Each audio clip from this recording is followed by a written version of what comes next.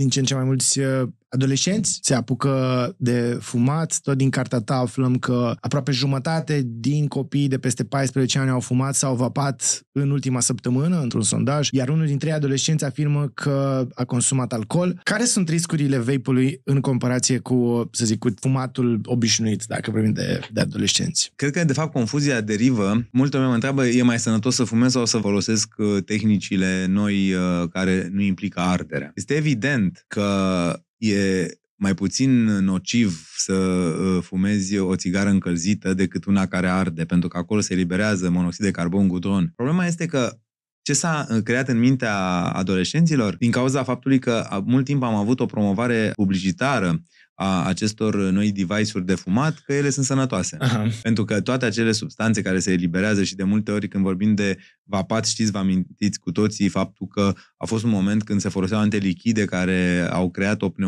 pneumonie, o complicație lipoidă la nivelul plămânilor, pentru că conțineau tot felul de molecule lipidice, au dus la suspendarea lor de către FDA în Statele Unite. Deci e clar că aceste substanțe au efecte negative asupra stării de sănătate.